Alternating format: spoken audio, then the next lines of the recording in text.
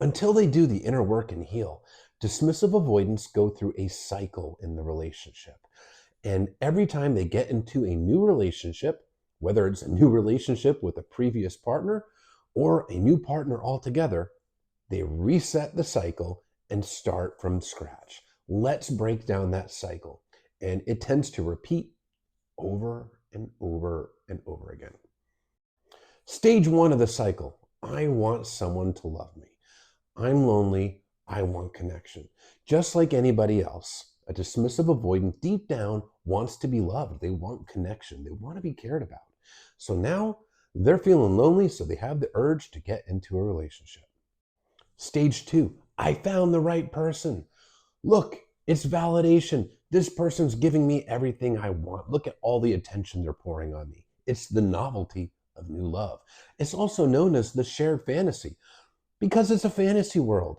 Their fears around intimacy, closeness, conflict, expectations, losing their independence, those fears haven't been triggered yet because there's no real closeness. It's a new relationship.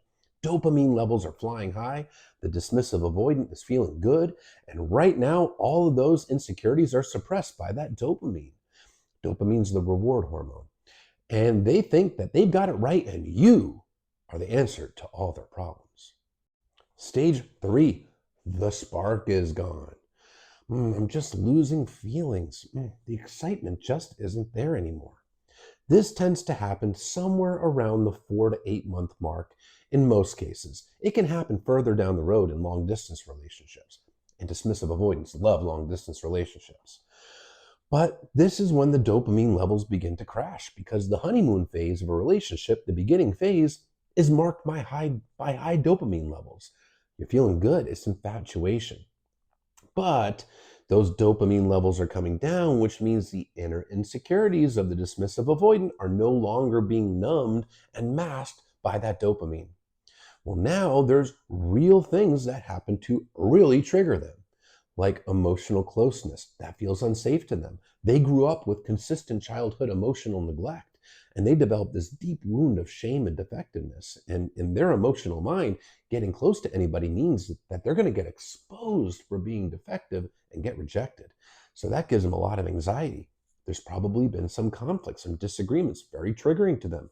In childhood, they couldn't express themselves. They would get their feelings shot down and dismissed. So they associate it with rejection. And conflict resolution requires vulnerability, which is terrifying to them.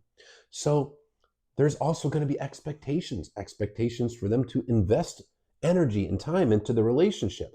And they often had a parent or caretaker who is extremely demanding with high expectations. So they feel like any expectations are insurmountable and it's inevitable they'll disappoint their partner and get exposed as being defective. So now real life, normal relationship things are happening and it's triggering them, triggering their insecurities, and the dopamine is no longer masking it. But because of that wound of shame, they don't self reflect. They really struggle to look within. So they don't realize it's their own insecurities that are sabotaging it, causing them to lose feelings, and they tend to start blaming it on their partner. But they think the spark is gone, not realizing they really don't know the difference between love and infatuation because no one ever showed them in childhood. So infatuation's coming down, they think they're losing feelings and their insecurities are getting triggered. Stage four: I'm thinking of leaving. Well, now they're in the fault finding phase. They are looking for any excuse that they can pin on their partner or external things to justify their urges to run away because that's what they do. They avoid, they learn to not deal with things. They learn to run from things because no one ever showed them how to deal with stress or any kind of emotions. And usually it's very petty stuff like, this person sips their coffee too loudly. I don't know if I can deal with that. Well, they really like to hike, but I'm more of a kayaking type person. They like Italian food, and I prefer German food. Little tiny petty things that they can justify as incompatibilities, finding faults in their partner, because if it's their partner's fault, they don't have to self-reflect, which means they get to avoid facing their insecurities and they get to avoid confronting that inner wound of shame. So they're doing the mental gymnastics now to try to make it not their fault. Maybe it's work's fault or this fault or that fault, but it's certainly not theirs. They're trying to justify the exit, but they're not communicating it. They're still trying to act like everything's fine. Maybe they're a little more distant, maybe they're deactivating, but they're not communicating to their partner about this whatsoever, but they are thinking about leaving. Stage number 5, I'm leaving, I'm done. Here comes the abrupt discard. Abruptly leaving, I can't give you what you need, we're just not compatible, work's too busy, I need time and space to work on myself. They've made the decision to cut and run. It's blindsiding to their partner, completely traumatic because, well, it is. They never communicated it, and they never even considered how it feels to be on the receiving end. They're so hyper-focused on themselves. They still don't want to take accountability. They see their partner in pain, so what they tell themselves, very predictable thing, it's because it's the wrong person. When I meet the right person, I won't feel this way.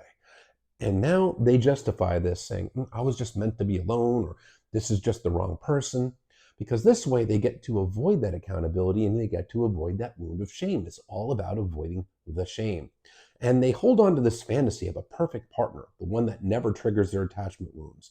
A relationship with no emotional intimacy, no conflict, no expectations. It doesn't exist, but that's the perfect partner they're convincing themselves is out there. So this must be the wrong person. That's why they feel this way. Again, avoiding accountability, avoiding self-reflection.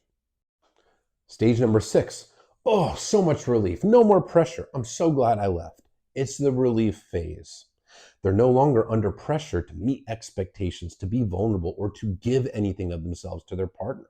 They no longer have to fear about that closeness or any kind of conflict or their shame being exposed. So now they're distracting themselves, doing things that make it seem like they're living their best life, but they're just trying to suppress any of the emotions of the breakup because that's what they do. They don't process emotions, they suppress them and avoid self-reflecting or reflecting on any of it. They might be doing a lot of travel, they might be spending time with friends, jumping into hobbies, really diving into work, doing all sorts of stuff and thinking to themselves they made the best decision ever because it's an immediate relief of anxiety. Are they reflecting on the pain they caused their partner? Absolutely not. That would require facing the shame. They're not doing that. They're distracting themselves. Stage number 7. Oh, I'm starting to feel lonely. Being single, it's not really that fun. Well, now they're missing that connection. They're missing the romantic validation. They are missing all that attention. They are missing all the benefits of being in a relationship. And that deep burning need to be loved and cared about is starting to bubble back up to the surface. But they're still not connecting the dots that it's their behavior that sabotages relationships. Stage number 8, feeling sorry for themselves here. Why can't I ever meet the right person? Why am I so unlucky? When I meet the right person, it'll just work out. It'll be easy. Here comes all the excuses in the book to justify why they have a pattern of failed relationships. See, it's not them. They just can't meet the right person. And now it's the I'm feeling lonely phase, which is phase 1 again. Restart the clock, restart the cycle, either with the same person that they just broke up with or an ex from the past or somebody new. We're repeating over and over and over again because there's no learning from each relationship failure because of a lack of self-reflection. Self-reflection, too painful for them. This cycle continues until they hit rock bottom. Rock bottom is the place where the pain of the consequence of their actions is so great that it outweighs the pain of self-reflection. Some hit that, some don't. Some people have a shallow rock bottom. Some people have a rock bottom so deep that they never hit it. But the cycle just continues and continues and continues until it gets to that point. But it's not your fault. It never was your fault. This is a person whose internal self-defense mechanisms are designed to prevent closeness and to sabotage relationships to protect themselves. It's maladaptive, meaning it doesn't actually help them and it doesn't help anybody else, but it's their own internal stuff that they have to deal with due to their childhood, and it was never your fault. So don't blame yourself.